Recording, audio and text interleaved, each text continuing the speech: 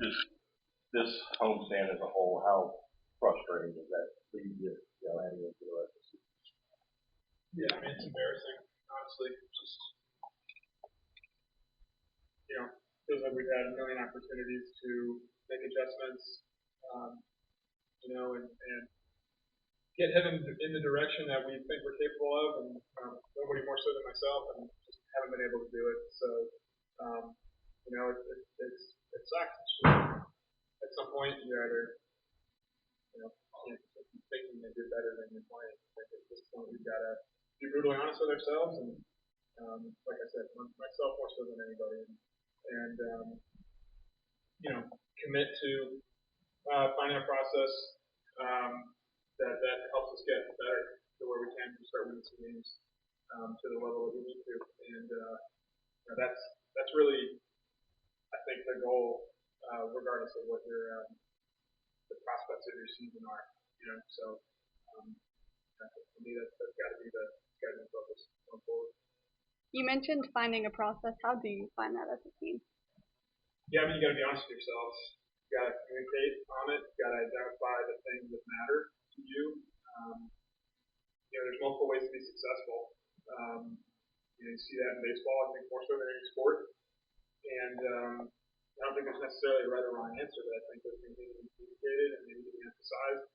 And then you work down from there and identify things in your daily behavior that can help you accomplish those things, and constantly analyze where you are in terms of how close you are to achieving those things, or how far away you are, and that kind of keeps you from veering too far off course with things. And, just that process is just very uncomfortable at times, and it's difficult to address some of the things that cause you failure. It's just, I think that's part of life, but you got to confront the reality of where you are to get where you want to go. So. What do you think of the ball if it ever sit out when this bounces and he one-hands it? Yeah, I mean, it's baseball. I've thrown pitches right down the middle. The guys popped out before, so I think every once in a while they're going to hit one that they shouldn't. So, and in that game, I certainly had my fair share of moments where it could have gone south pretty badly, and it didn't. It's more so just the HBP after that, and then Homer Chapman. At that point, it becomes a very injecting inning for our team, and it's a much bigger hole for the guys to try to climb out of than what I think that's it.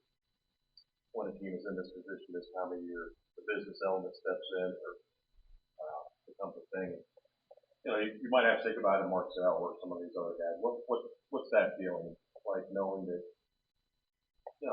someone like Marcell has been important to the team for a few years? Yeah, I mean, that's the unfortunate part, I think, of just playing every day. Whether the season, whatever any point of the season, it's just that losing in the playoffs, I think, has shown us that just that there are consequences for our failure, and I think in a lot of cases, myself as much as anyone, we have a level of security that can insulate us from that reality, and I try to consider that if we fail in the field, if I fail to do my job, then it's somebody else is probably going to be held accountable for it. They probably don't deserve it in a lot of cases, and so that weighs pretty heavy on me, and I know it does a lot of other guys in here, and so it's something that we talked about as a group for the last couple of months. It's just the direction we're headed, that we might be saying goodbye to some friends if we don't turn things around, and unfortunately, we might be in that boat now. So, I obviously don't have a clue what will happen and what should happen. It's not my job to control that directly. So, we'll see what happens, and that's far above my authority. You seem like you're really tough on yourself. Like even the pitch Chapman, you struck him out on the same pitch before. Is there a part where you just say, hey, that's baseball, I've done my best executing, I got to tip my cap, or do you still feel like you need to carry that?